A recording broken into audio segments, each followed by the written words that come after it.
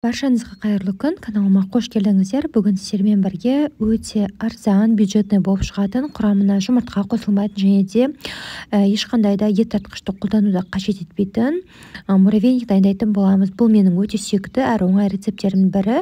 Сондықтан міндетті түрде дайындап көріңіздер және де каналыма тіркеліп, жанындағы қоңырауша белгісін басуды ұмытпаңыздар. Сол кезде видеоны ең алғаш болып көретін боласыздар. Ең бірінші ыдысымызға алдын ала елекке өткізіп алған ұнымызды саламыз, қопсытқыш саламыз, қасығымызбен араластырып аламыз. Енді бөлме температурасында тұрған сары майымызды саламыз. Егер сары майларыңыз қатып тұрған болса, күштің көмегімен өткізіп алсаңыздар да болады. Мендегі сары май жұмсақ, көріп тұрғандарыңыздай. Енді қолымыздың көмегімен осылай ұнмен бірге ұнтақ жасайтын боламыз. Ол үшін қолымыздың көмегімен барлығын біріктіруге тырысамыз. Міне менде осындай ұнтақ пайда болды. Енді ұнтағымның ортаңғы жақ бөлігін кішкене ашыңқыраймын, қант саламыз. Енді осының барлығын қолымыздың көмегімен немесе қасықпен жақсылап араластырып аламыз. Міне біздің құрғақ қоспаларымыз дайын болды. Енді қазір үстіне қаймақ саламыз. Қаймақ қосқан кезде біз бұнда қамыр елемейміз, тек қана осы қаймағымызды қолымыздың көмегімен міне осылайынан ұнтақ жасап шығамыз. Сол кезде біздің ұнтағымыз сәл аралары кішкене бірігеді. Қатты біріктіріп қамыр елеп керек емес. Міне осындай ұнтақ пайда болуы керек. Енді қазір біз осы ұнтағымызды пісіруге кірісеміз. Ол үшін біздің духовкамыздың пешіміздің листің үстіне пергамент қағазын төсейміз. Ұнтағымызды толықтай салып шығамыз. Қолымыздың көмегімен тегістеп аламыз.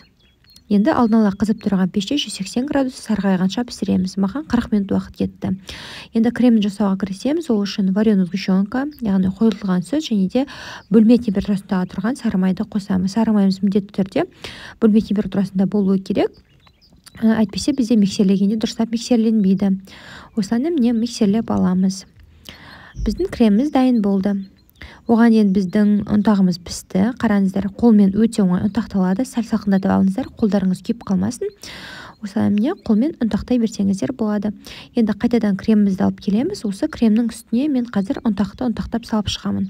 Барлық ұнтақты тек қана қолмен қыссаңыздар, толықтай ұнтақталып шығады. Ешқандай ет тартқышты қолданбаймыз, яғни мясорубка қолданып керек емес. Және де көп уақыттарыңызды алмайды, өте қысқа уақытта тез жасалады.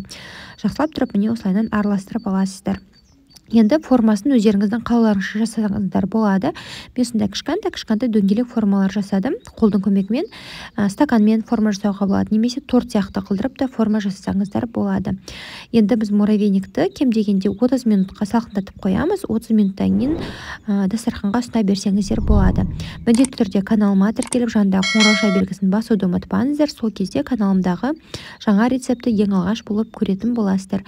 Міндетті түрде дайындап көріңіздер. Келесі кездескенше.